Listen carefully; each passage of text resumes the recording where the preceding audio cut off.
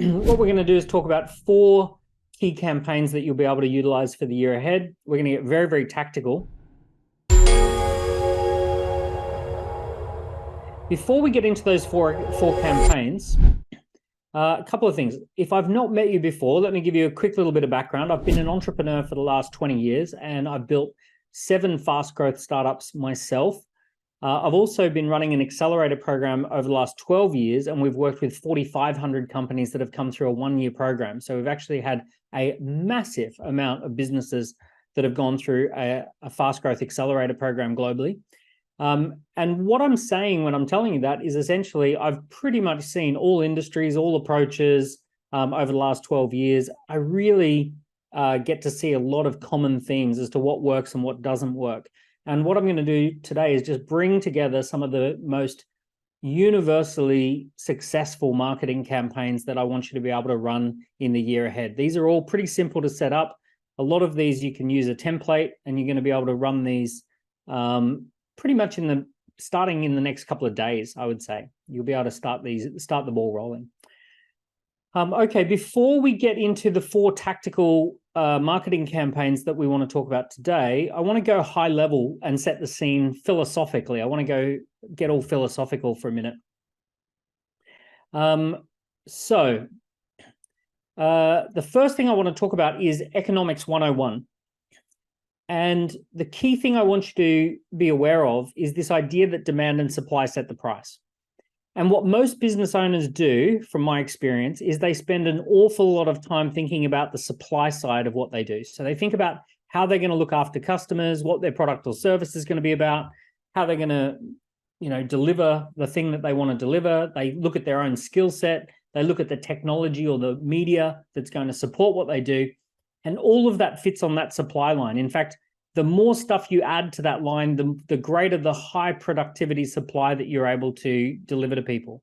But what we know from economics is that if supply is high, but it's not matched by your ability to generate demand, prices fall and you lose until you become unprofitable. And we know that the opposite is true, which is the companies that are exceptionally good at generating demand but have limited supply are the ones that make really big profit. So the ones that have low productivity, they've got a low ability to supply something, but a massive ability to generate demand, they're actually the profitable ones. And this sucks. This is really annoying. And what it makes you feel is it makes you feel that the companies that spend all their time doing the right thing by customers are the ones that lose out, and the companies that just simply bang on about stuff and they're really good at talking about what they do, they're the ones that are the winners. And I hate to say it, but to a degree, it sucks, but it's true. And here's a thought experiment. I want you to imagine for a moment that up in the clouds, there is a profit god, and the profit god hands out profit based on fairness. And what the profit god does is the profit god looks at all the different businesses and says, if your business is really difficult to run and really capital intensive and safety, people's lives depend upon you, and you have to do absolutely everything right, and society really depends upon your product or service, well, it's only fair that you should make massive profit margins. You should get 60, 70, 80% profit margins. And if you do something that's nonsense, then you should get really low profit margins. But we know that that's actually not true at all. So, for example, if we look at the business model of an airline, airlines are a classic business that have to focus very heavily on the supply line. So airlines have to think about how they're going to run the business. They have to be super diligent when they take off, when they land. They have to be amazing with customer service. They have to be amazing with safety. They have to do absolutely everything right. And here's the problem. Those planes have to fly regardless of whether they're full or not. Even if they're empty, they've got to fly. So ultimately, the airlines are constantly on the supply line. They're not very good at the demand line. And what happens to their profitability? They make 5 to 10% profit margins at the absolute best of times. On the flip side, there is a nonsense business called Rolex, and Rolex hasn't really innovated for 50 years. They don't do very good customer service. Nobody needs the product. the product does one single or two functions that you can get on your phone for free. So there's really no reason why anyone needs to have one of these devices, and yet Rolex has 70% profit margins when they're running their business. So what this tells you is that the profit gods don't care about fairness. All they care about is the demand and supply line. Rolex is very, very good at manufacturing the demand for their product, and they're very good at keeping the supply line low. They actually constrain and restrict supply. Airlines are very good at the supply side, but they're not so good at the demand side, and therefore they make losses or they make small profits. So your business is not fair. Your business is a balance between demand and supply, and that's it. That's the only real thing that matters. Let me know by giving me a visual thumbs up if there's somebody in your industry who you just hate the fact that they make a ton of profit, because you know that you do a way better job. You know that you're better than them, smarter than them, cooler than them, but for whatever reason, they're really damn good at getting traction in the marketing department, and they're making loads of money, and it just annoys you, it icks you, it frustrates you.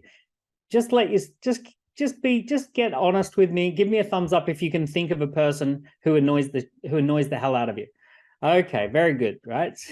Thank you very much for your honesty. So the first thing I want to really just hammer home is that essentially demand and supply set the price, and demand and supply tension. It's the relationship between the demand and supply.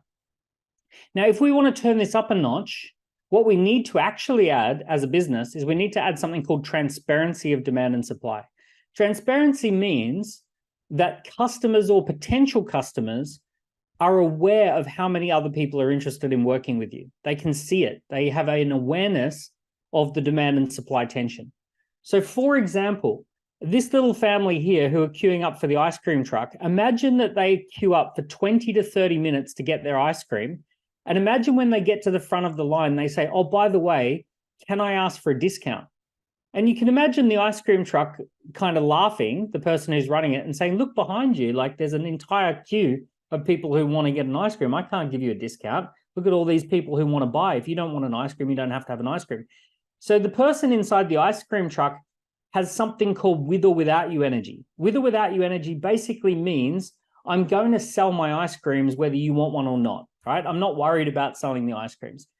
So in business, we either have with or without you energy, or we have panic mode energy. So panic mode energy basically means I know that I don't have many people who want to buy from me, so I will do anything to win the sale.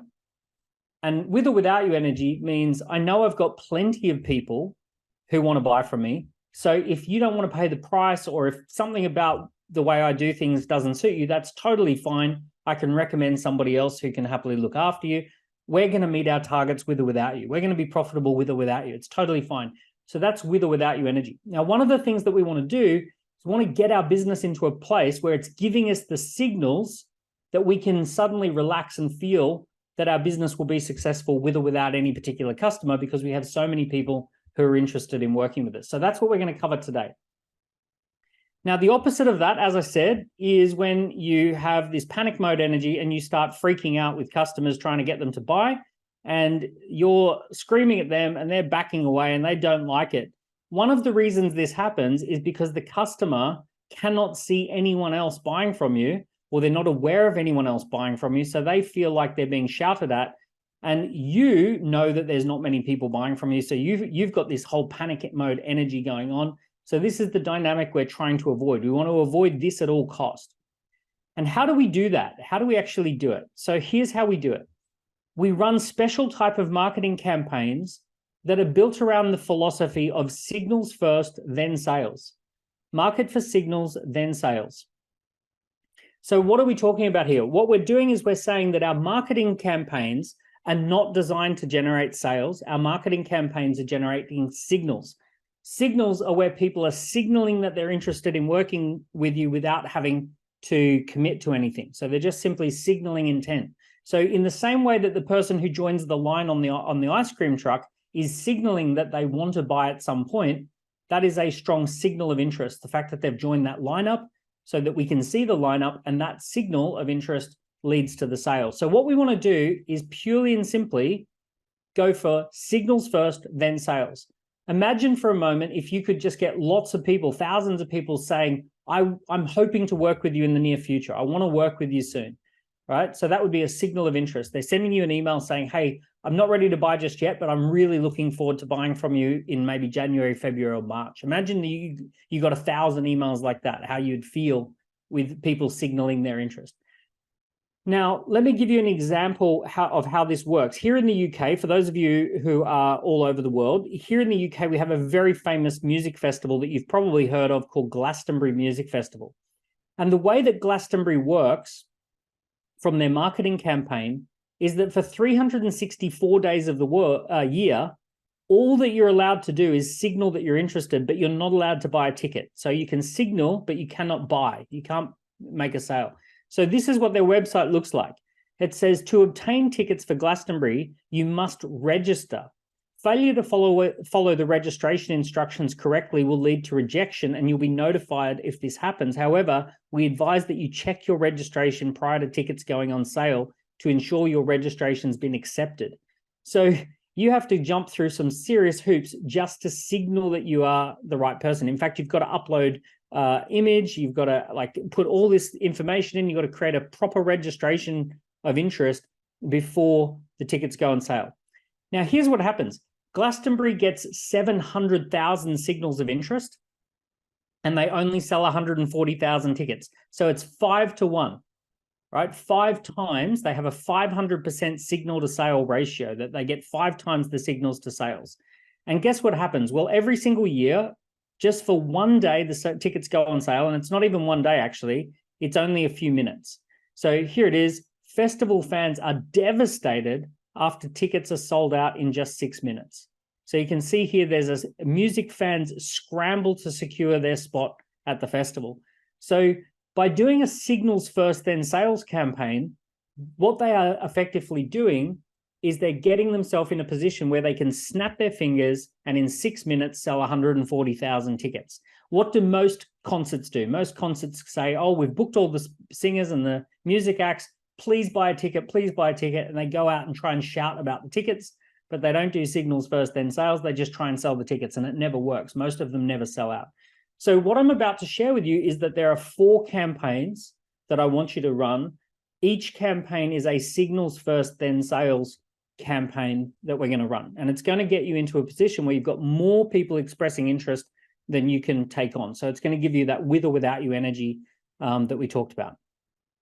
Okay, so let's get into the 4 campaigns. So the 4 campaigns, 4 signal collection campaigns, all of these can be set up on ScoreApp, the software. We are going to send you an email in the next few minutes that you can use either during or after this workshop. And what you can do is you can click on some of the links, and there's some special offers there. So we've got an offer for Black Friday, and we've got a free account offer. And if you're watching the replay, there'll be a link somewhere around here for the best offer that we've got available at the time. And ScoreApp essentially is a blueprint. And the blueprint is that it has a landing page, then a data capture process, and then dynamic results content. And all of these campaigns sit on top of this kind of blueprint, right? So all of this is going to sit there. Okay, so campaign number 1 is called the waiting list campaign. The waiting list campaign is a very powerful campaign where rather than getting people to buy from you, you get them to join a waiting list. So imagine this. Imagine coming up to the end of the year, you say, we're completely booked up for the rest of the year. We're not taking any more customers this year. But if you want to join the waiting list for next year, here's the link to join the waiting list so that you don't miss out next year. We're going to get busy pretty quickly. If you're interested in working with us, join the waiting list for 2024, right? So you can actually tell people, here's the future. Or you may say, we're doing some adjustments to our products and services. We're about to make an announcement. If you're interested in X, Y, and Z, join the waiting list, and we will be able to keep you informed of all the things that are going on. So this is called a join the waiting list campaign. Super, super powerful. I'll give you a big example, and I'll give you a small example of a join the waiting list campaign. So the big example is Elon Musk. A few years ago, he stands on front of us on the stage, and he says, we're going to be launching this Cybertruck. And he's got one up on the stage, and he says, there's only one that we've made, but we're going to make lots of them. and they're going to be priced between $40,000 and $70,000, and they've got this kind of speeds and this kind of range, and he gives you all the specifications as best as he can guess. And then he says, we haven't even built the factory yet. It's going to take us 3 years before we can make these Cybertrucks. If you're interested in being one of the first people to get a Cybertruck, put down a $100 deposit and get yourself in the waiting list for the Cybertruck. Now, in the week that followed, 1 million people put down a deposit for a Cybertruck, and they were able to collect $100 million worth of deposits. But more importantly, they were able to go to the investment banks and say, we've got 1 million people who want a Cybertruck. At the very least, if 50,000 people go ahead and buy one, it's worth us building a factory. Can we get the money to build the factory based on the fact that we have 1 million people who've put down a deposit? And of course, the investment banks say, absolutely, yes, you can, because you've got that signaled interest. Now, you can imagine if Elon Musk just simply went to the investment bank and said, hey, we've got an idea for a futuristic pickup truck. Can we get several $100 million to build a factory? Most investment banks would say, absolutely not. We have no idea whether people want that. But as soon as he had the waiting list, it was very easy to raise the money. Right? So really, really powerful that he launched the waiting list first. So what I want you to do is promote your waiting list. Now, let me give you a small example. The small example is that my team came to me from Rethink Press and they said, hey, we've been working on the idea of an AI tool to help authors to write a better book. It doesn't write the book for them, but it could help them to structure their book. We think that we could actually build some software around this AI tool. Can we build it? And I said, well, I don't know that I want to do that. I said, how about this? I'll launch a waiting list. And if the waiting list has more than 150 people come through a single LinkedIn post, then I'll consider that it's not a bad idea. But if it's less than 150 people, then let's assume that there's just not enough interest and we don't want to do it. So we agreed that we would just set up a waiting list landing page. So we came up with this little design. We basically spent 2 hours creating these little screen designs, and we spent 2 hours coming up with a little logo. So all in, we invested about 2 hours setting up a little landing page for joining the waitlist. Write your book faster and better than you ever thought possible. It's like magic, it's book magic. I'm working on a project to develop AI tools for authors. These tools don't write the book for you, but they do structure the book and give suggestions how to improve the content. If you're interested in using a tool to understand your business model, join the waiting, or you want to understand the business model, join the waiting list. So I put that on LinkedIn. People clicked the link, they went across to the waiting list, and lo and behold, 750 people filled in the waiting list, right? So it was about 450 people on day one, and then it tapered off, and then there was another little boost. So there was about 750. At the moment, about 1,500 people have completed that waiting list up to date. So I was quite shocked that a lot more people wanted this than I thought. Now, when people clicked on this and joined the waiting list, we also asked them 6 questions. And we asked them questions about what features they are interested in and how much they're willing to pay. And we got all of that information. But one of the questions that we asked was the question, would you like to see the angel investor presentation for this business model? And we had about 150 people say, yes, I want to see the angel investor presentation. So we did a video of the angel investor presentation. We sent it out to those 150 people, and we said, signal back to us how much you're interested in investing, and if you're a high net worth investor, and if, you know, we had a bit of a criteria if you qualify for SEIS. And 580,000 pounds worth of emails came back, right? So people came back and said, yeah, I want to invest, and it all added up to 580,000 pounds. We went to HMRC and we said, can we do an SEIS round? And they gave us advanced assurances for the business model that we could. And they said, you can raise up to $250,000. So we went back to everyone and said, we're going to go ahead, but you can only put a maximum of half of what you intended to put in. So you can put up to 50% in. And we very easily raised £250,000 before we'd written a line of code, before we had any banking arrangements or any websites. So before we had a team or anything like that, we had a waiting list.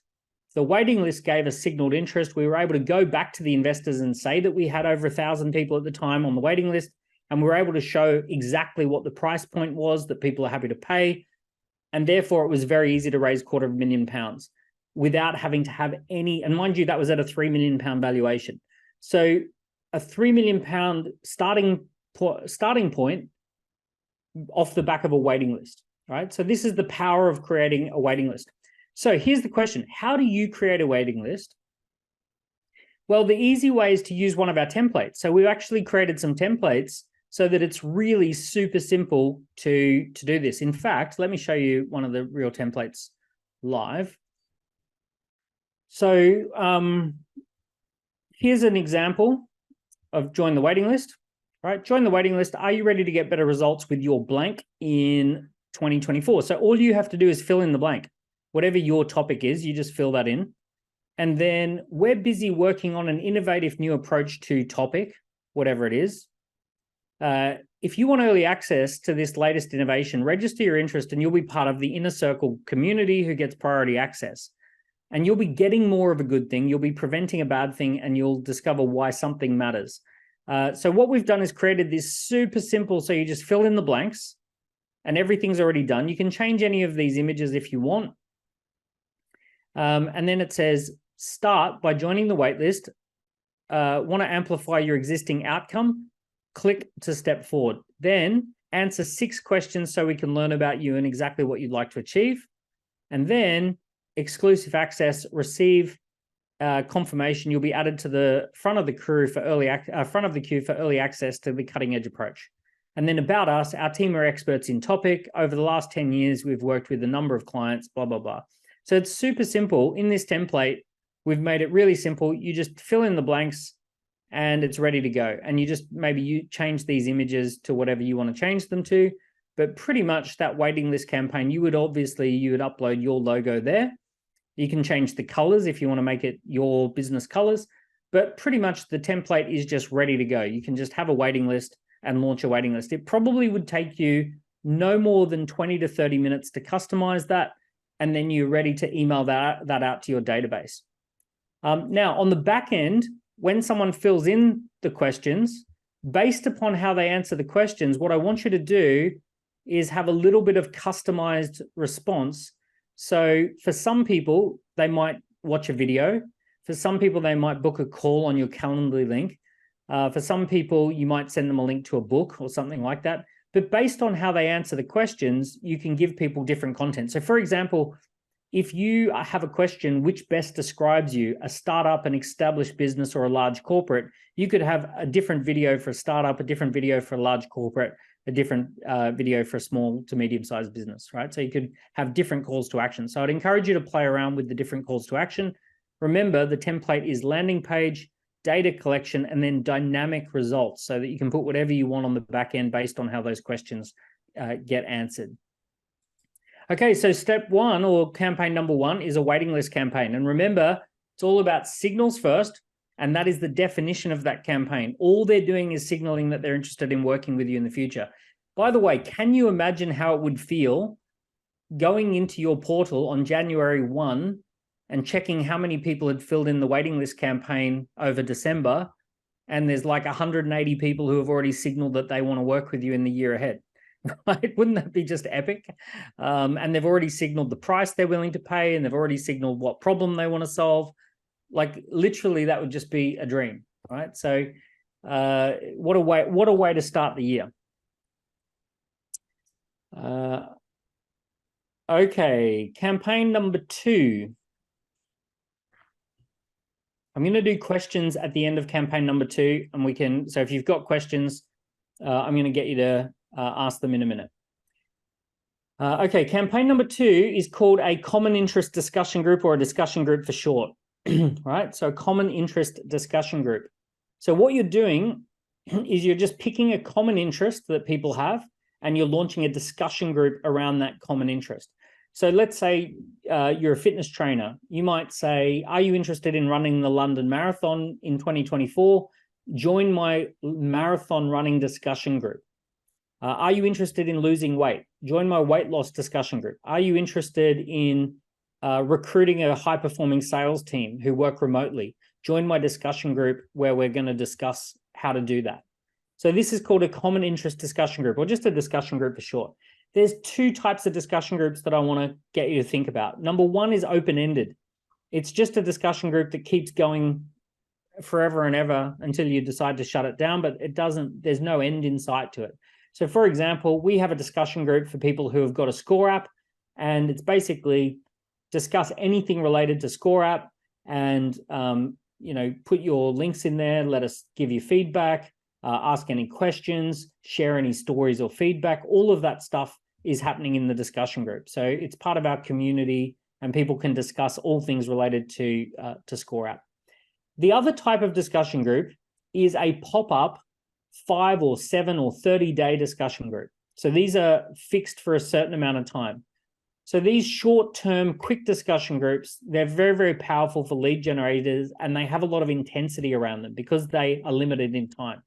So what you do is you say, here's an example. You could say in January, from January 1 to January 7, we're going to be doing a journaling and goal setting discussion group where we're going to set you up for an amazing year ahead. The first week of the year, we want to do a discussion group around planning your year, a discussion group around setting goals, or a discussion group around eating healthy, whatever it is. You could just say a 1-week discussion group is coming in the 1st to the 7th of January.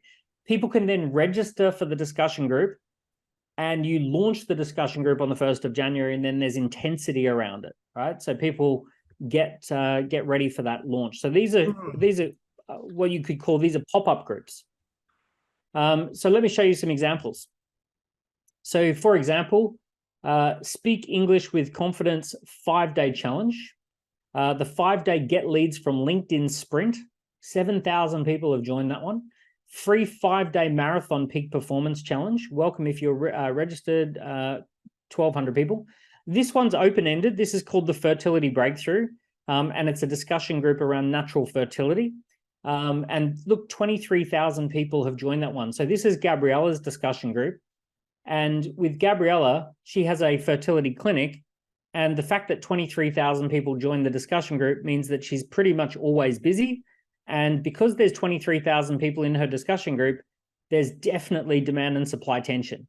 So when people are booking in for an appointment with her clinic, they feel pretty excited that they've got a chance to talk to the clinic because they know that 23,000 people are buzzing around the clinic, and they can see that there's lots of people interested in working with Gabriella. So it creates that demand and supply tension that we talked about. One of my favorite places to run a discussion group is actually WhatsApp. So this is a group that my friend put together called Max, and it's called the Family Office Insider Co-Investments Group. Now, Max has reached out to what's called family offices. Family offices are when a family has so much money that they have to employ someone full-time to manage the money. That's called a family office. And normally it's typically 30 to 100 million plus worth of assets. So Max actually put together a WhatsApp group for people who run family offices. He'd never done anything like this before. And within the first 6 months, he got $5 billion worth of funds under management to jump into the discussion group. So he now has a discussion group where he can put any investment opportunity into the discussion group, and literally it will be seen by people who manage a collective $5 billion worth of funds for private family offices. So that's just a WhatsApp group, right? Totally amazing, awesome way to kick off. So let's just imagine for a minute that you're going to run a 7-day challenge. So just think about it like this, a WhatsApp group, how to achieve blank, a 7-day breakthrough. All right, what would you put in the blank? What would you actually have there? How to achieve blank, what would you put? Put it in the chat. Let's have a look.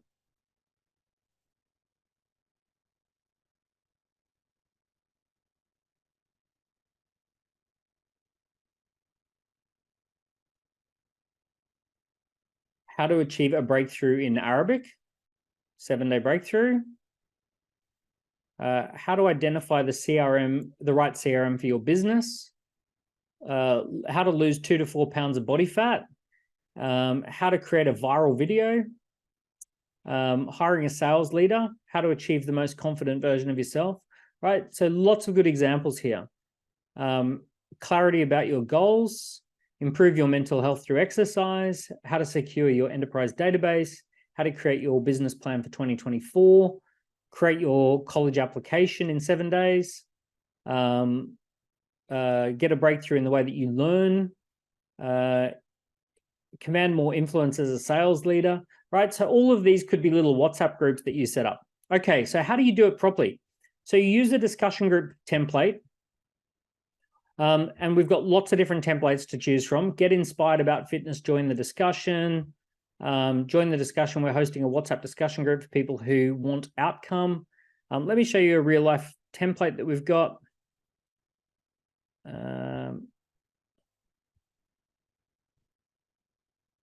So this is a real life one. Join the discussion. We are hosting a WhatsApp discussion group for people who want outcome.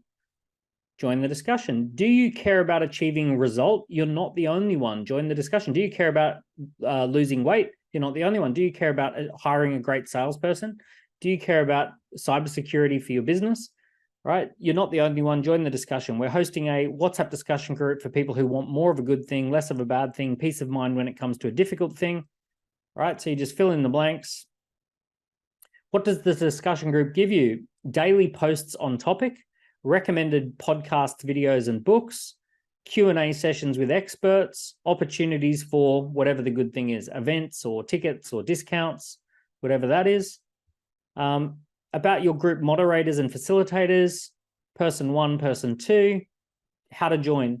Register your interest and answer 5 questions. Join the WhatsApp group using the link provided. Jump in and enjoy and leave whenever you want. It's a very compelling offer. The fact that people can leave if they're not interested, very, very compelling. There's multiple ways to set these up. You can set them up so that people can see each other. You can set them up so people can't see each other. You can have them as like mini conferences. You can put audio messages in there, video messages in there, PDF documents in there, all of that sort of stuff. So super powerful. But the key thing is getting people to register for that discussion group. So super simple. I've just covered 2 campaigns, a waitlist campaign and a common interest discussion group. Let's have questions. I'm going to prioritize questions for anyone who's happy to put their hand up digitally. They've got their camera on and they're happy to come off mute and ask their question out loud. So if you're happy to do those things, just put your digital hand up and we'll do some questions. Yep. William, go for it. Thanks. In identifying the topic that would be of most value, it's a burning need, as well as the best rate for payment, how would you propose searching that out of all the various things that you could add value in? Like, how do you limit it? Yeah, what is it that you do? So I work with people on peak performance. I worked with leaders from over 85 companies in 25 countries.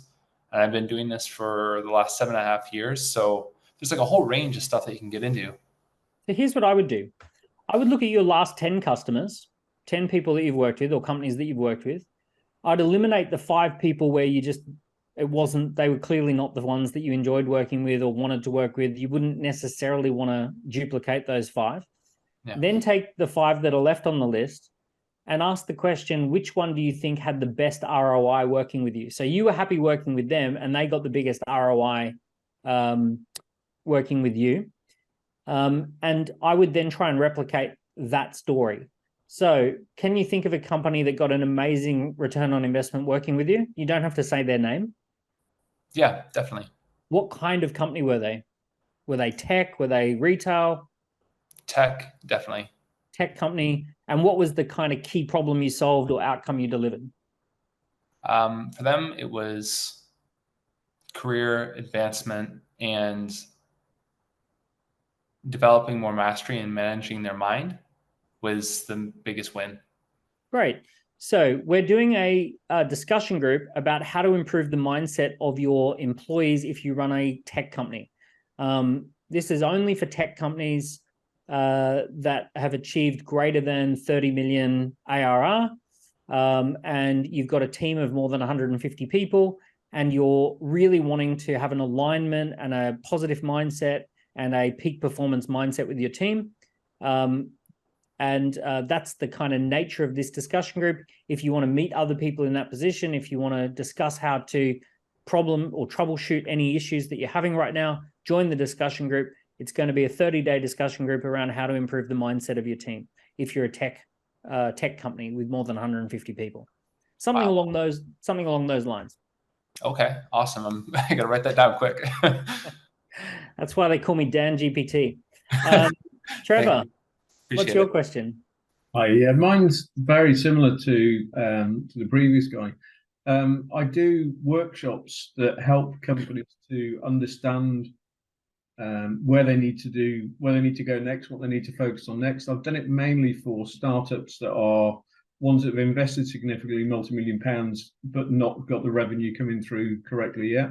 And they've been the people that have been most successful for me so far. Sorry, my phone had to go the one time on the call. So they're the ones that have been most successful so far, and trying to find the bit that's just using the model that you had a minute ago, trying to find what delivered best for them.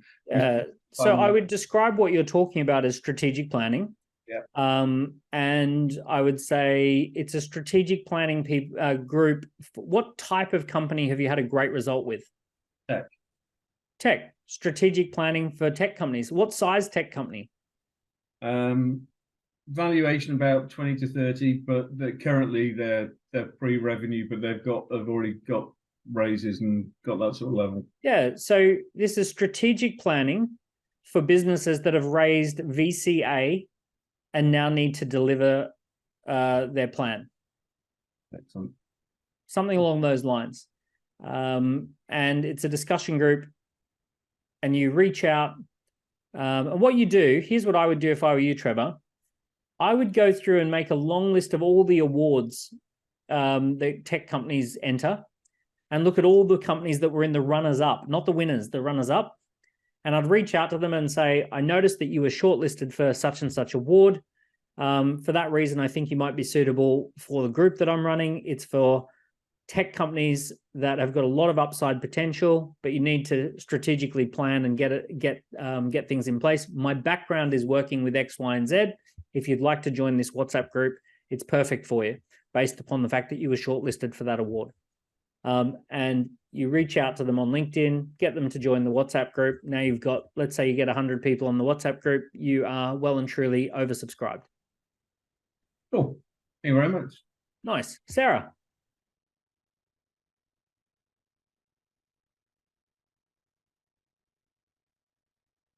Hi, Daniel. Hey, good to see you. Yeah, and you. My question relates to audience, really. And if we obviously do, one or two or however many of these campaigns, how we would actually get people interested in the first place. We've got quite low audience numbers in terms of followers on social media. We do have a very sort of small database of sort of previous prospect inquiries. So how we would actually go about getting traction with these campaigns in the first place, really. Yeah, look, when you become a ScoreApp user, we send you this document called 29 Ways to Launch Your Lead Magnet. And it's like email and social media and outreach and all these kind of things. We've broken it down into really simple steps and simple English. So it's a 29-point checklist. And essentially, there's lots of different ways in there that you can follow those 29 ways. So that document is on the back end of the portal. It's free to get an account with ScoreApp, and you've got a really good 29 ways. Let me be really blunt and honest with everyone. The only way to launch anything is to kick the door off the hinges. I've launched 7 different businesses, and every single time I've not found one particular thing that worked really well and really smoothly and was just an easy dream. It was just ramming the door with my shoulder that opened it. I've never found the handle. So ultimately, I've sent 3,000 cold DMs. I've run ads that somewhat performed. I've joined groups. I've started groups. I've posted content twice a day on every platform and then responded to every single person who liked or commented. So my only real way, I really do think that momentum or inertia are the two most powerful forces in the universe. So when you are starting something from scratch, by definition, you have no momentum, you've got inertia. So you have to kick and scream to get the thing moving. And then like a flywheel, it gets easier and easier and easier and easier as time goes on. But you just have to acknowledge that getting something off the ground requires aggressively kicking the door off the freaking hinges. That's my strategy. That is my secret strategy. You can write that down. Aggressively kicking the door off the freaking hinges is the technical term. Mohammed. Thank you. Hi, Daniel. Hi, everyone. So I'll just start by saying I've come to a couple of these sessions. I'm really glad I came to today's one. I'm an avid ScoreApp user, so I'm constantly doing lots of designs on ScoreApp. It's amazing. I'm a fan as well, so I've got the book as well. It does work, so I would definitely recommend that. The thing I have trouble with is, well, two things. Number one is I have a lot of help on WhatsApp, so WhatsApp groups, but more than that, just personal contacts that I've made up over the last couple of years. So I asked them to forward stuff out for me, and then I, forward them to the ScoreApp landing page, and then I get details like that. Brilliant. Great news is I'm always getting new people every time we send out a bulk message. Ahmed, you keep gushing about ScoreApp. What's the question? I could listen to that all day, and I'm very pleased to listen to that all day. I have an issue with I can't keep sending messages out on WhatsApp. So I need alternative platforms. So paid advertising might be one area to look at. Yep. But the other thing is that what I do is I teach Arabic. I have pre-recorded content, but what I found is when you're teaching someone something, they always need a push. So I constantly need to monitor, and for that I have live sessions.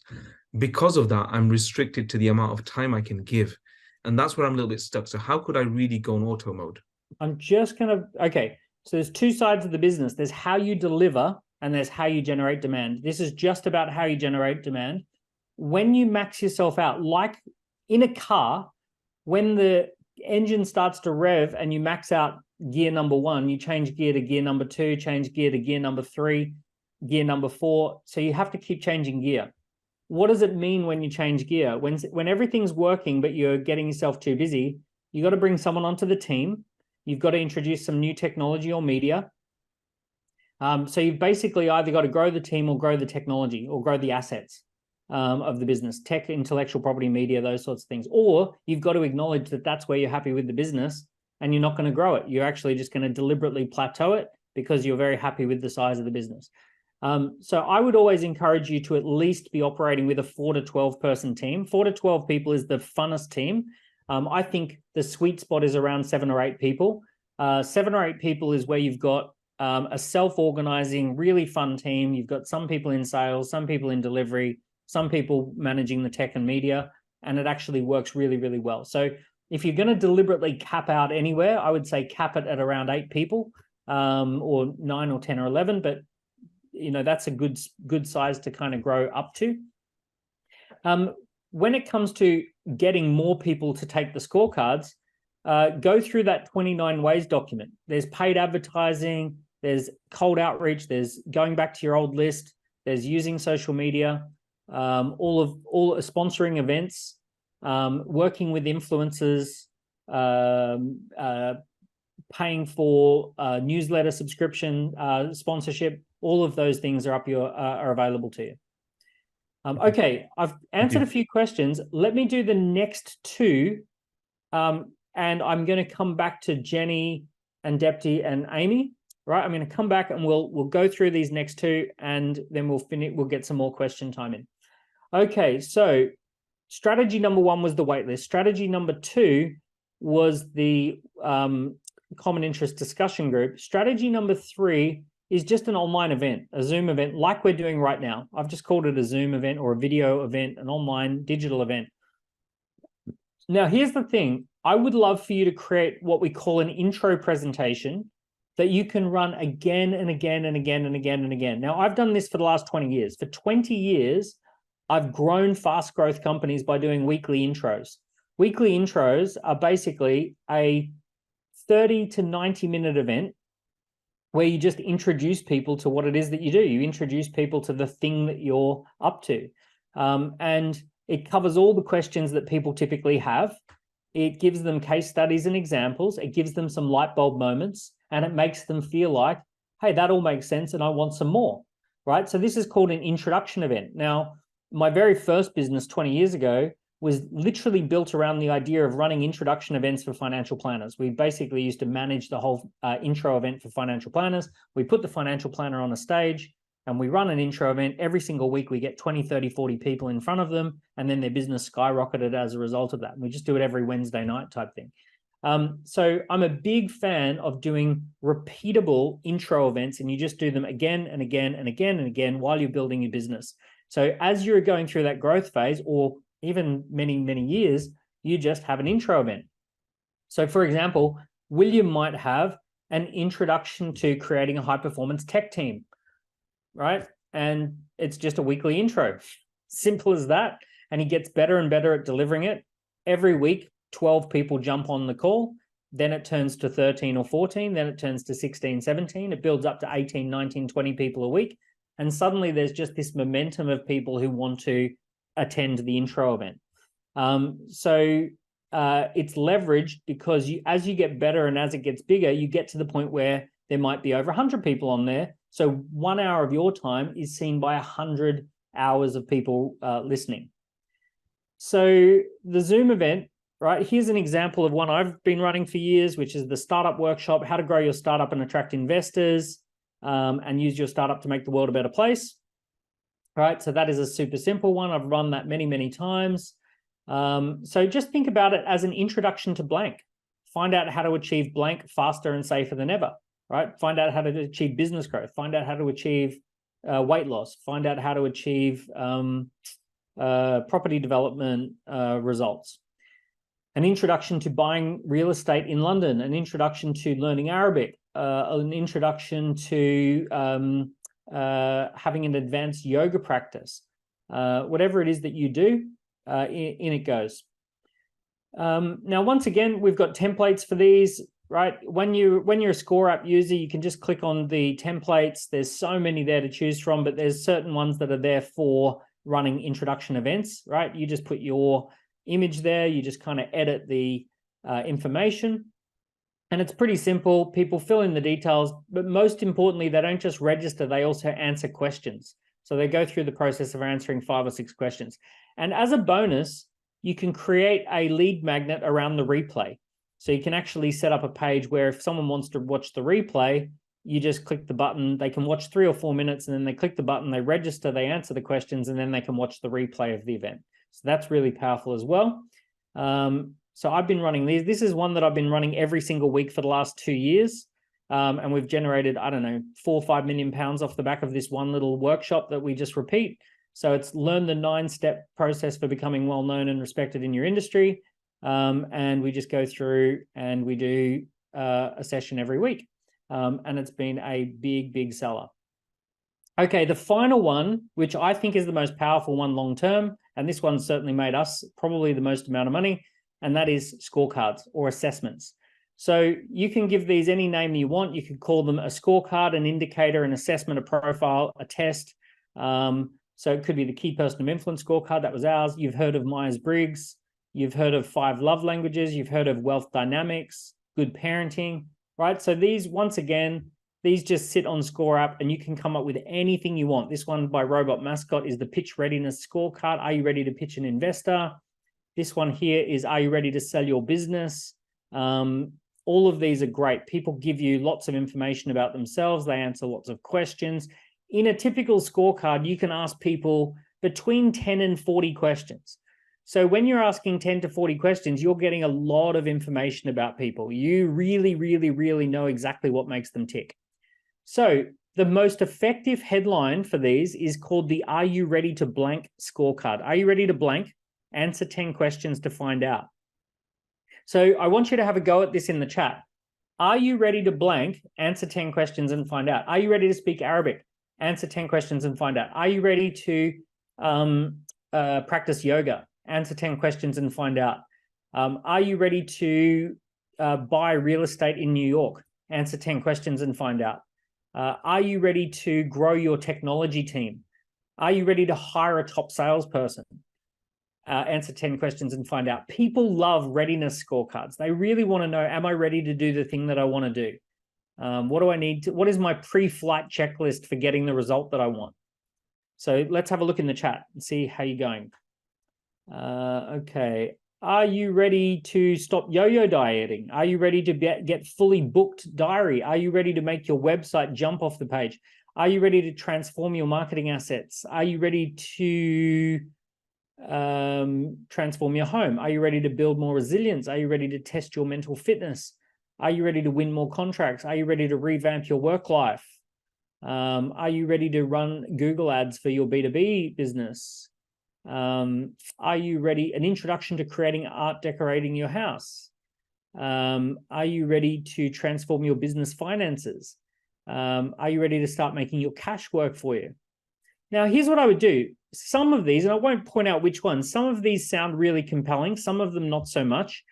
A few of you have used jargon. You've used words that you know, but most people don't know. Your Are You Ready test should pass the Starbucks test, which is that you could walk into any Starbucks, tap someone on the shoulder and say, hey, I've got this assessment. It's Are you ready to blank? Do you understand what I'm talking about? And they should be able to say, yeah, I know totally what you mean. So you want to make it super simple that anyone in a Starbucks could understand exactly what it's all about.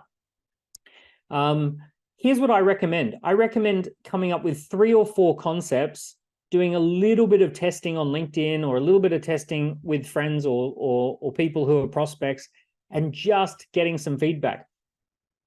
One thing that really annoys me, right? I know this is not a therapy session, but I'm going to treat it like a therapy session. One thing that really annoys me, some people grab a ScoreApp and then they cancel and they go, oh, it didn't work for me.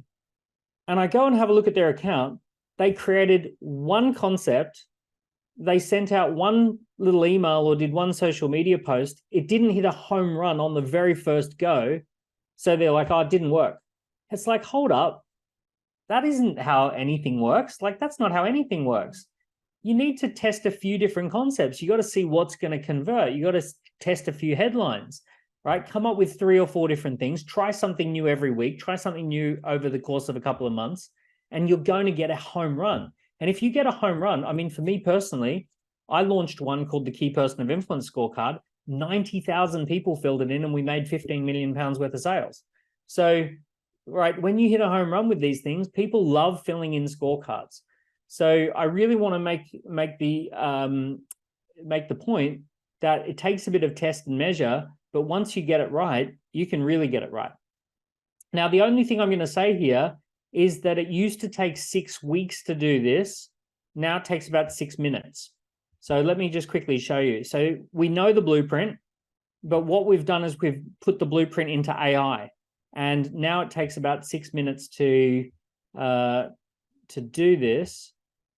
Okay, so Jenny, can I use you as a volunteer? You may.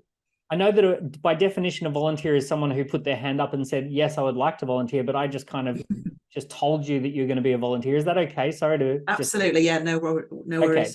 So Jenny, let's create a scorecard together. I'm going to go new scorecard, and I'll say use the AI setup wizard, get started, generate leads, create a basic scorecard. Okay, how would you describe your business? A leadership development consultancy.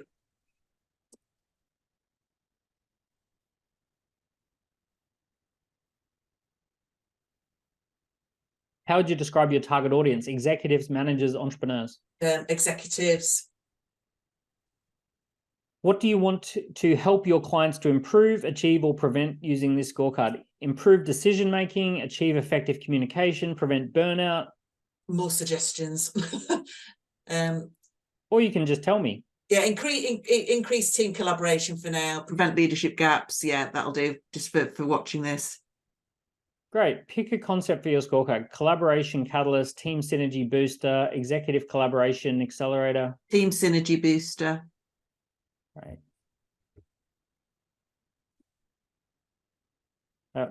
Great. So what this will do is it'll come up with all the questions. Is fostering collaboration a priority? Do you regularly encourage open communication among team members? Do you provide opportunities for team members to work together on projects? Do you celebrate, reward collective achievements rather than individual accomplishments? Do you promote a culture of trust and psychological safety? Now you can edit any of these, but it's starting to come up with a good roster of questions. Do you actively involve your team members in decision-making? Are you open to feedback from your team members? Do you allocate sufficient resources? Do you encourage cross-functional collaboration? Do you actively promote culture of learning within the team? So there we go. We've got ourselves 10 questions. We then go next. Now I'm going to click Create Scorecard. The AI does all the work. It just wrote 560 words. It wrote 623 words, saving you 4.5 hours worth of work. It didn't just simply write the words. It also coded it all up. So let's have a little look at this. So I've published it. Let's go and have a look. It chose an image. So of course it chose a rowing image, the perfect example of a team synergy. Discover your team synergy potential with the Team Synergy Booster. Answer 10 questions and we'll send you a personalized report. Unlock the power of collaboration and boost your team synergy with our interactive quiz. Gain valuable insights. Okay, great. I'm going to take this. So Dan, test@test.com. So I'll start my scorecard. You're going to put your brand and logo up there. Is fostering collaboration? It is. Do you regularly encourage an open communication? Do you provide opportunities? No way. Do you celebrate? No, I hate celebrating. Do you actively promote? Do you do this? Do you do this? Yes. No, do you do? Do you do this? Boom. So now it's given me a nice little indicator. It's given you a spot to put a video of you talking about my score. Congratulations. So it's gone and coded all that up. It's created a spot for booking a phone call. And we can make that based upon results. Now, what's kind of cool is that when I go in here to the leads, now I've got a lead.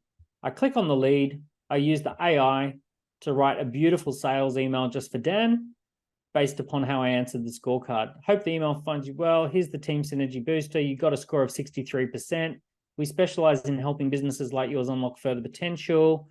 And it's going to start talking about how I answered individual questions. However, I noticed a few areas where you've got opportunities to further enhance your team. So bang, it's just writing a really cool little sales email based upon how I answered those questions.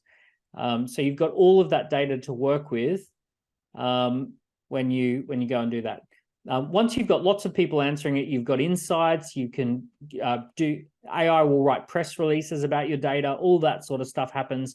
You can share it using social media. It's going to write you a daily post for Twitter. It's going to write you a daily post for Facebook. It's going to write you a daily post for LinkedIn, all using AI, right? And it's all pretty good too, right? So it's all about boosting team synergy, right? Cool. And then, yeah, you've got a QR code if you want to use it when you're speaking at live events. And yeah, 29 ways to launch your scorecard. So you just click on that and it's going to give you the 29 ways document. So lots and lots of super, like, look at that. That took like, I don't know, what did it take, 5 or 6 minutes using AI? That used to take us 6 weeks to put those together. Now I'm going to give you a warning. AI only creates sponge cake. AI creates sponge cake. So it doesn't ice the cake for you. You need to ice the cake. If you were to open up a bakery and you tried to sell uniced sponge cake, no one's going to buy that. So what does it look like to ice the cake? Well, here's one that my friend did where he used AI to generate a lot of the content, but he's put in his logos, he's put in his photos, he's put in his bio. So this is what I mean by icing the cake. In his examples, he's gone and used examples from his customers. He's got like, he's basically taken his last 20 years worth of experience and use that as the icing to ice the cake. So AI is really good at creating the sponge cake, but please, you've got to do the icing of the cake. What I don't want to hear is I don't want to hear anyone go, oh, the AI wrote the scorecard, but no one's interested. It's like, well, okay, it's fully AI built. You didn't ice the cake. No one's interested in sponge cake. They want sponge cake with icing on the cake. So you've got to make sure that you're doing the icing on the cake. So I would say let the AI do the first 15 minutes, which is the first 80%. And then you spend an hour, maybe an hour and a half, doing the last 15% that makes all the difference. But at least you're not starting with a blank page. Okay, so there we have it. That's ScoreApp. ScoreApp is all those templates. All of the templates leveraging our blueprint. Once you're a ScoreApp customer, we give you a ScoreApp book so that you can learn about the whole strategy in more depth if that's how you roll.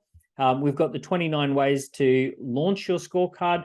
Every single week, we run something called a customer success setup and score workshop. So you can jump on with our head of customer success, and it's a group workshop where we actually get you nicely set up and do some advanced features. We do some icing of the cake, for example. ScoreApp saves you a lot of money because it makes a lot of technology redundant. It makes you money by generating you lots of leads, and it gives you long-term value by giving you data and insights. So it's really, really powerful. With ScoreApp, you start for free. So you normally start on a free account while you're getting set up. When you're ready to ramp up to 100 responses a month, you're talking about £24 a month, or what's that, about $30-something a month.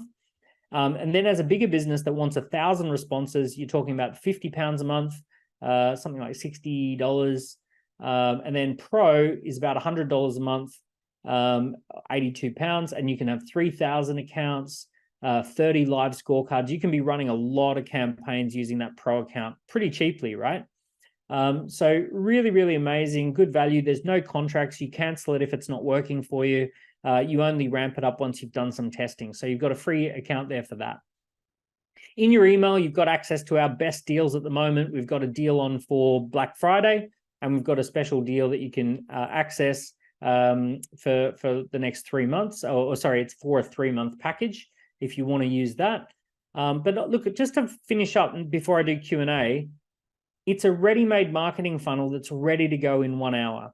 It is a steady stream of qualified leads. It makes it available for 24 hours a day, 7 days a week. People can just contact you and signal that they're interested. And it's data-rich insights. So you're getting lots and lots of data about your customers. The final thing I'll say before we do Q&A is that in business, in entrepreneurship, we really don't have any job security, right? There's not even job security in big businesses, but in small businesses, there's not a lot of job security. The thing that gives you job security as an entrepreneur is having a big list. If you've got a list of 1,000, 2,000, 10,000 people, that is the thing where no matter what, you can always go back to your list. You'll always be able to find an opportunity within your list. If you've got a list of people who know you, like you, and trust you, you've got some security in your business. So keep in mind, every single time you generate a lead, you're adding to the security of your business. You're actually building that safety net that gets you through good times and bad. As I said, I've been doing this for 20 years. When we've gone through the ups and downs, it's always the list that saves us. We always soften the blows by having a big list of people on our database. So it's a really, really powerful thing to do that. And as I said at the beginning, business isn't fair, right? Business doesn't care how great your service is. It cares about how good you are at generating demand for your service. It doesn't care that you're amazing at what you do. It cares about the fact that you're amazing at telling people about what you do. I know that doesn't sound nice. It doesn't sound fun. It doesn't sound like it should be that way, but it just is that way. Airlines don't make profit and Rolex does. So you need to become more Rolex and less airline if you want to make a lot more profit in 2024. Okay, so let's jump in. Anyone who wants to add to the questions, feel free to do that. We're going to do some Q&A. And for those of you that are ready to jump off the call, that's totally fine. I've run a few minutes over, so I completely appreciate that you've got to run if you've got to run. But I'm going to go at least 20 or 30 minutes just to make sure everyone gets their questions answered. So don't feel bad. Just answer the question, drop off whenever you're ready to drop off, or sit back and enjoy some of the questions if you want to do some of that. Deepti, let's hear from you. Hi, Dan. Thanks so much for this amazing brief on how this works. I'm joining from Bangkok pretty late here. I have a question about, I work as a career advancement coach and have been working one-on-one since I started. So for 2024, I want to hook up with corporates and organizations around. So when it comes to the community groups that I'm going to create, I want to know what should be my call to action for corporates to hang on and be part of my community groups. So here's what I would do. I would definitely focus heavily on the lead generation through the waiting list campaign, because any significant change to your business, you should definitely run a waiting list campaign. So you would say in 2024, I'm working with large teams to prevent losing your top talent, to attract better top talent, and to provide career support and guidance for the people who want to make advancement within your company. If you're interested in having a career coach or a group coaching program inside your organization, join the waiting list and we'll send you the information as soon as it's ready for the 2024 programs. So then you actively work just as hard as you would work to get sales. You get out there and talk to companies and say, hey, we're launching a career coaching option in 2024 for larger organizations like yours. If you're interested, just fill in the waitlist form and I'll get you all the information as soon as it's ready. And just give them just a taste on that landing page, just enough for them to kind of know that this is career coaching to prevent, maybe you want to say to prevent losing your best people, to attract more of the top performers, and to provide opportunities for advancement. That's great. Thank you so much. Nice one. Thank you. Amy, let's hear from you. Hi there. Yeah, thanks for all of this. It's great. Mine actually hooks into the last question, which is nice. So from a waitlist perspective, how do you come back around to it? Meaning it's launched, you want to start talking price, all the things. Do you run another one through this, or is that just kind of all independent? You just thought that's a great question, Amy. So I would encourage you to grab a copy of the book Oversubscribed, which goes in detail around how to do the warm-up campaigns and all those sorts of things. But really what you need to do once people are on the waiting list is you need to try and warm them up a little bit. So drip feed some information to them. If you feel comfortable doing this, the most powerful thing you can do is to run what I call a mini Macworld. A mini Macworld is what you do is you watch how Apple launches their products and you say, how would I do that for my business? What would be a mini version of the Macworld? So for example, when Apple's launching a new phone, they do like, hey, today we're here to announce that we've got this and it's now ready. And here are the features and here are the advantages and here are the benefits. Now, here's someone who's going to give you their expert opinion about why it's amazing. And here's a customer who loved it and wants to tell you about it. And here's some data and some research that we've found that backs up why this is so valuable for organizations. And here's the value that this offers for your organization. And finally, it's now available for 10 customers who want to sign up at just $9,000 sign up. Let us know if you'd want to be one of our 10 first customers. So you kind of run what I like to do is literally watch Macworld and take some notes about how I'm going to translate that into my mini Macworld event. Have you ever seen the Apple Mac launch events? Yep. Yeah.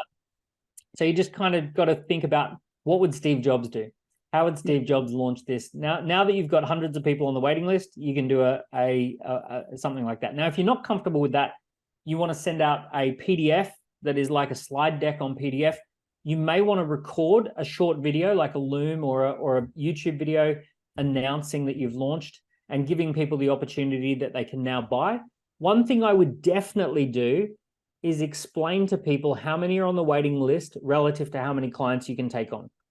So you definitely want to tell people, we've actually had 180 people join the waiting list, but we can only take on 9 clients. So if you're interested, you need to get in quick. Got it. Thanks. Nice. Nathan. All right, Dan, thanks so much for this. Pleasure. Quick question. On the weekly webinars, how do you promote it? So obviously, I've got a thought process that if you do it every week, you might be going through the same people, same attendees. So how do you get it a bit wider? And then on the back end, do you include offers in your webinars, or do you kind of wait?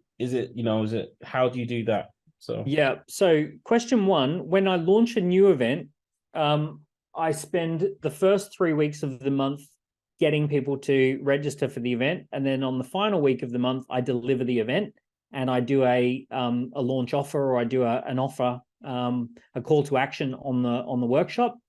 Ideally, people can see that, say, 40 people are on the workshop and there's only 2 to 4 clients that you can take on. Ideally, in a perfect world, there's a bit of an imbalance between demand and supply. Once you get the ability to do it once a month, you try and see if you can do it twice a month. And maybe you bring someone onto the team whose job is to fill that workshop. So maybe they're going to reach out to people on social, they're going to post content, they're going to invite people that are on the database. By the time you get to doing it every week, you must get to the point where you've figured out advertising. So advertising is where you figure out your ideal customer persona. You know how to target Facebook or Google to get people to signal that they're interested. You advertise, you run ads. By the time you're doing it every week, you have to get to the point where you know how much is your ideal cost per lead, or sorry, your allowable cost per lead or your allowable cost per sale. So let's say you say, okay, my allowable cost per sale is $12 per lead. I've worked out that 1 in 20 leads or 1 in 30 leads buy, and that means that it's affordable for us to spend up to this amount on lead generation or on sales generation. And once you know those numbers, you then start ramping up your sales, your advertising, so that you get into a rhythm where every single week, let's say you run $5,000 worth of ads each week, and then 50 people turn up onto the workshop, and you've done your numbers, and you know that if you spend $5,000 and 50 people show up to the workshop, 25,000, 30,000 worth of sales come in, and everyone's happy. So you've crunched your numbers, and you do that. So I've given you a very quick answer there, but you start with once per month using time. You start with twice, you then go to twice a month using someone else's time, and then you go to every single week using money, advertising spend to fill it. Does that make sense? Does. Thanks for that. Cheers. Bob, let's hear from you. Hi, Dan. How are you doing? Very well. Good. Thanks for today, mate. Appreciate your time. Quick question is, I've just kind of transitioned from in-person to personal trainer into online coaching. So my main focus is just at the moment lead generation and getting those kind of my database pulled up, because I don't have any of that, having worked in a gym. Where do I start? Those 4 strategies. Is it like, what would you recommend I do first? Start with waiting lists. Yeah. Right? Anytime you're going to make any significant change to your business, you launch the waiting list. So if there's any significant change. Now, the good news is, Bob, you know you've made that switch. No one else knows, not unless you tell them. So rather than telling people that you're moving to online coaching, let people know in 2024, I'm going to be launching an online coaching option. If you're interested in getting coached from anywhere in the world and having a coach, if you're interested in working on X, Y, and Z, join the waiting list, and I'll send you the information about the online coaching offer that I've got coming. So even though you know you've made the switch, just tell people the switch is coming and to join the waiting list. Yep. Yeah? Yep. One quick last question was, again, having gone from in-person PT, working general with everyone, how do I kind of target niche down a bit more? What would I use to? So I want you to get rid of the word niche. I want you to replace the word niche with, or niche if you're in the US. I want you to replace the word with campaign. So rather than thinking of niches or niches, think about campaigns. So all I want you to do is think about 90-day campaigns. What are you campaigning for in the next 90 days? So for example, here's a question. Bob, have you ever coached anyone that got great value from working with you? Yeah. What type of person were they? Were they an entrepreneur, an executive? Did they work in medicine? Were they a dentist? Yeah, more like entrepreneurs and executives. Entrepreneurs, yeah. Right? And what problem did you help them solve? Just overcoming lack of time to work out and not feeling good, being tired all the time. Right. So low energy, low creativity, a massive drop in energy, a massive drop in spark. So you want to say, in 2024, I'm helping entrepreneurs to get their energy back, to build back their creativity, and to lose weight, to feel great, and to get back in control of their diary. And to prioritize themselves and their own well-being above everybody else in their diary. If you can relate to that and you would like some support in that area, join the waiting list and I'll send you some information that's relevant. Right? So that would be campaign number 1. Campaign number 2 is I'm launching an entrepreneurs discussion group called the From Low Energy to High Energy discussion. How to go from low energy, feeling like you don't own your own diary, you don't own your own time, you're at the whims of everyone else, to being in control and having high energy. So we're going to help move you from low energy and out of control to high energy and back in control. Cool. And that's going to be a discussion group. Perfect. Got it. Thanks for And that. then once you've done that, campaign number 3 is I'm doing an introduction to winning the week. Right? Introduction to getting high energy back each week, something along those lines. So you just basically forget about niche. When people say niches or niches, it almost feels like they're cementing themselves to the floor. It feels like they're gluing their shoes in one place and they're not going to move. The opposite of that is thinking about it as a campaign. Campaign is moving forward. You're going to campaign forward. You're chasing something. You're focused. It's focused effort onto actively going after something, right? Like if you think about a niche, it's normally like in nature, it's someone who's found a tiny little corner of a rock to live in, right? That's not what we do as entrepreneurs. We go on bigger and bigger and bigger campaigns. Perfect. Maria. Hi there. Thanks so much. Brilliant so far. Okay, so I've just created a new wellness brand for women. Congratulations. And thank you very much. We've got 2 products. So we're pretty much a new startup. We don't have an audience, and we overexcitedly launched our product before having an audience, which I know now that was the wrong way to do it. But anyway, it's done. So we've got 2 things. One is a really unique retreat for women next year. And then we've got a supplement guide that goes hand in hand. So the retreat is all focusing on hormonal changes once women get to a certain age, perimenopause, menopause, and the supplement guide kind of like is the same, like supplements to take at that stage. So I have cleared that for the supplement guide, the ideal would be the pre-launch sign up, the waiting list. But what would the waiting list for the retreat is essential. You must do anything that is retreat based. You've got to do the waiting list first.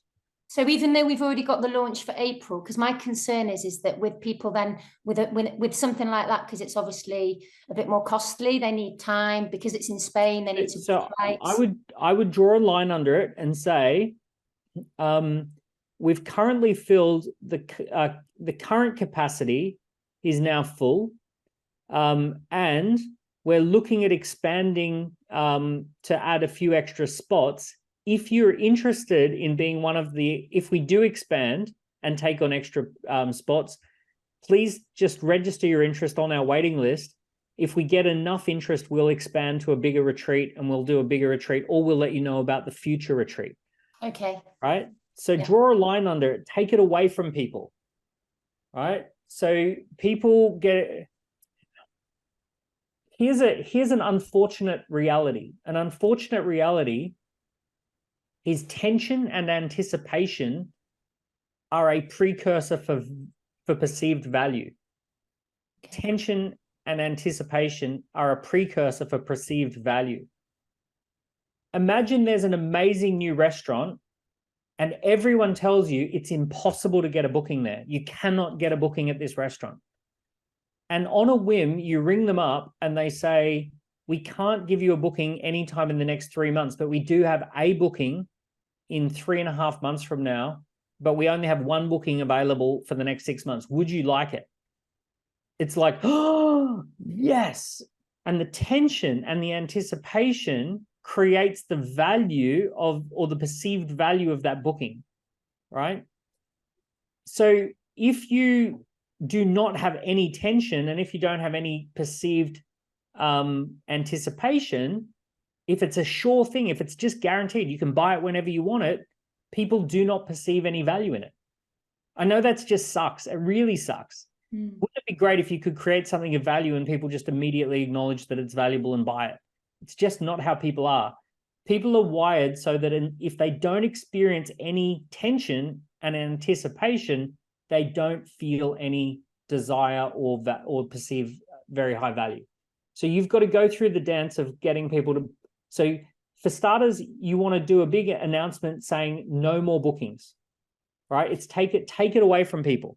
Even though we've got none. Yeah. So the bookings are now. So here's the thing: you made it available. Yeah. Right. So announce that the bookings are now closed. But if you're interested in joining the waiting list for the next one, join the waiting list. Okay. Right. In fact, it's fantastic that you've got none because you can cancel the whole thing with 0 penalty and no refunds.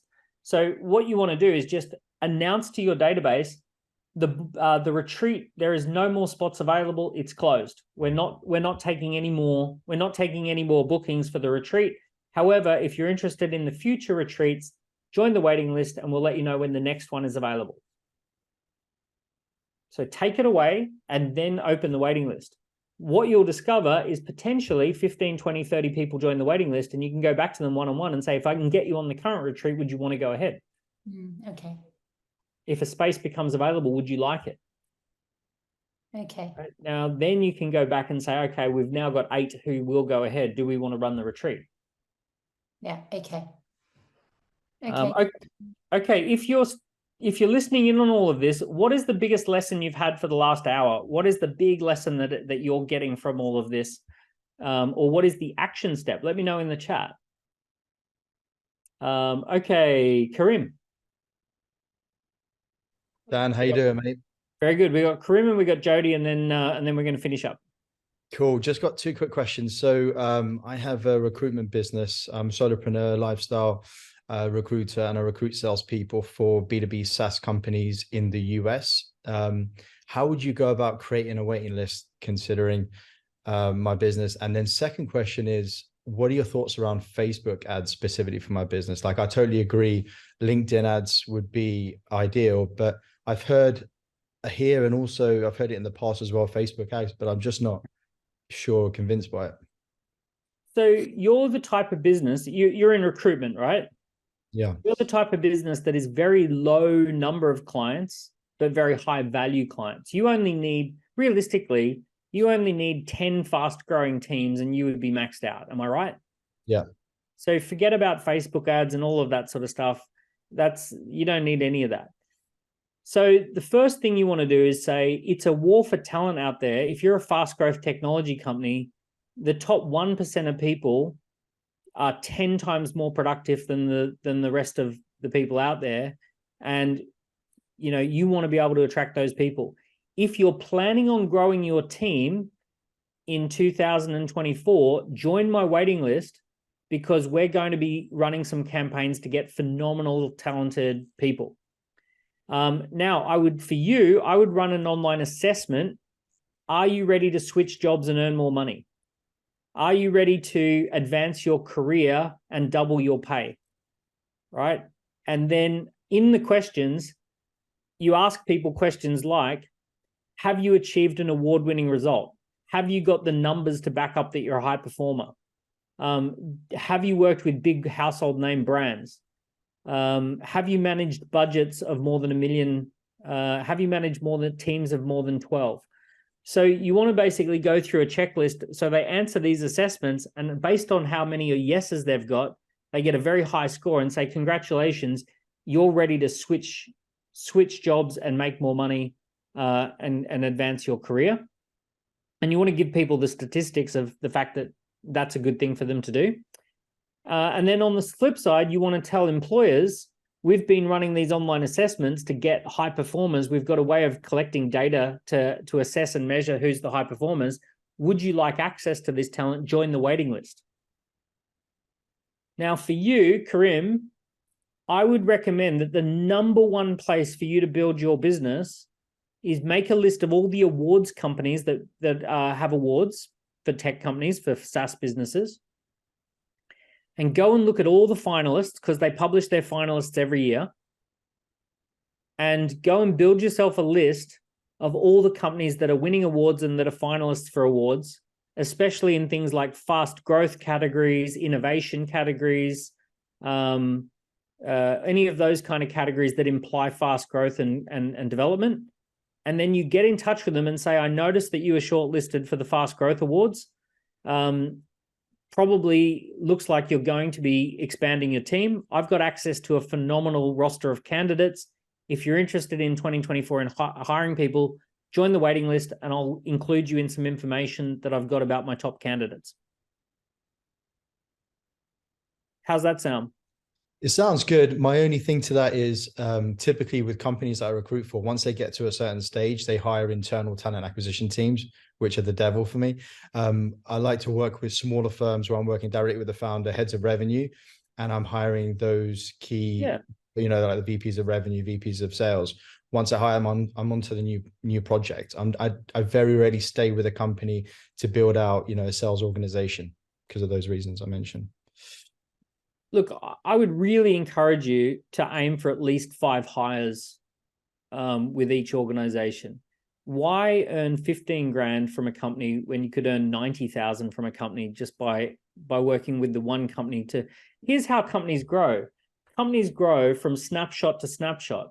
So they might have a 12-person snapshot and they're trying to get to a 35-person snapshot. Why not be the person who helps them go from ideal state 1 to ideal state 2? It's very rare that great companies grow one person at a time. They're trying to reverse engineer an org chart.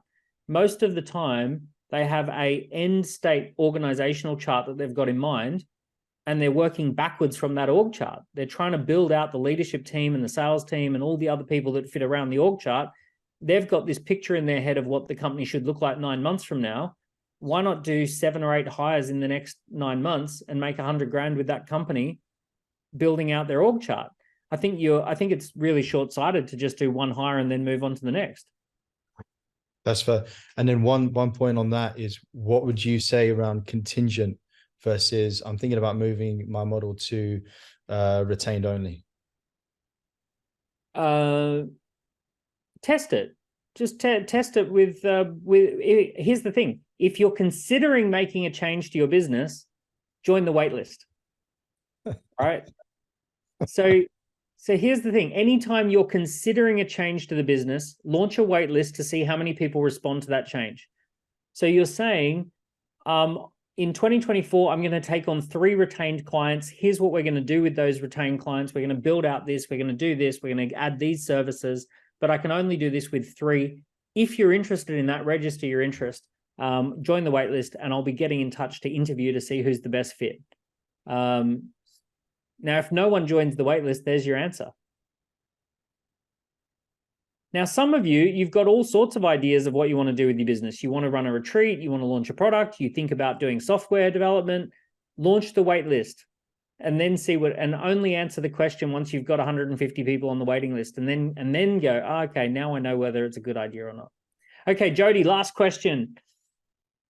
Hey, Daniel. Hey, so I'm an ex-corporate marketing director, high growth startup, got funded by Aviva to the tune of 75 million quid. Like, it was an infrastructure fund, right? So to quantify that. But so I was with that business for like 3 years. Previously to that, like kind of consultant across all sorts of different verticals, from, you know, like government to B2C companies to e-com, all the rest of it. Anyway, I've niched down as far as I can in terms of my specialism, and I've just launched a business, right? It's called Lux Lane, and it's an advertising consultancy for luxury, leisure, and lifestyle brands. Yep. Most recently, a business kind of B2B consultant for another agency. Just for context, Jody, what's the question? Yeah. So the question is, how do I prioritize my lead gen in terms of my focus? Because I've gone broad in terms of luxury, leisure, and lifestyle. That's where I've had the most success in terms of advertising. I think because now I've created my own brand, I'm struggling. I was always very good under another umbrella. Yep. So here's the thing. Like any luxury brand, you want to make sure that your product is not available until you say it is. And the key with anything like what you're doing, it really comes down to the level of insights and methodologies and intellectual property that's in your head is worthless to some companies and worth millions to other companies, right? So as a thought experiment, I want to ask you the question, is a Ferrari an expensive car or a cheap car? Depends on the market. Depends who's buying it, right? So for a billionaire, it's just a nice toy. Fantastic, no big deal. For someone who's like just graduated university, it's a ridiculous thing. Why on earth are you buying a Ferrari? That you should not be buying a Ferrari. For a luxury car rental company, it's just CapEx. It's just something that they have to spend money on to make money. So it really depends on who's buying the car. So when it comes to your service, are you valuable or not? It actually depends on who's buying. It really depends. If I'm a $50 million luxury brand with an aspiration to get acquired by LVMH, and you can help me get there, then that is you're definitely very, very valuable. If I'm just like a little startup on Etsy and I made $5,000 worth of sales, your fees are going to seem pretty astronomical. So it's really, really important that you get a big pool of people who are interested, and then hand select the people who are the only ones who you actually can get great value with. So here's what I would be doing. I'd be doing an introduction to luxury branding Zoom workshop, and trying to spend the first 3 weeks of the month getting people onto that, and then do an introduction event. I would definitely do a luxury brand building discussion group where people can join. As part of the discussion group entry criteria, they have to answer several questions about themselves, so you know who they are and what kind of business they have and what size they're at. So I would be using those two tools to really make sure that you're figuring out who is the type of business. Ultimately, the person who's got the most to gain from your services is probably already doing 20 million, and they want to be doing 200 million. Yeah. Got it. Very good. Okay, Tanya, you snuck in with that one last question. I'm going to take it. Why not? But no more after this. Tanya's the last one. Thank you. Thank you so much, Daniel. I'm planning to set up a mentorship club for women in business next year. And I missed the beginning of the presentation, so I don't know why you mentioned there needs to be 150 people on the list. I was planning to just doing an event next year, gathering some information, talk to some people, and do an online event next year and launch it. But now, after listening to you, I might slow down, and I don't know, I'm just looking forward to hear if you have any feedback on it. Yeah, well, you can just open up an event registration or a waiting list. There's two numbers that I like. I like the number 30 and I like the number 150 when I'm testing a new idea. The reason for that is I've worked with data scientists in the past, and data scientists have told me many times over, if you want to be able to extrapolate to a larger audience size, if you want to extrapolate an insight to a larger audience, the minimum number that you need to work with is a sample size of 30. And if you want to have pretty decent understanding of a larger population, you need 150. So for example, if I wanted to know a bit about, what makes entrepreneurs tick, I need to sample at least 30 entrepreneurs to find out what makes them tick to get any statistical significance. If I want to actually really firm it up, I need to go to 150 surveys or 150 samples to kind of figure out statistical significance. So it's all based around this idea of statistical significance. Is it significant enough that you can extrapolate to a larger population?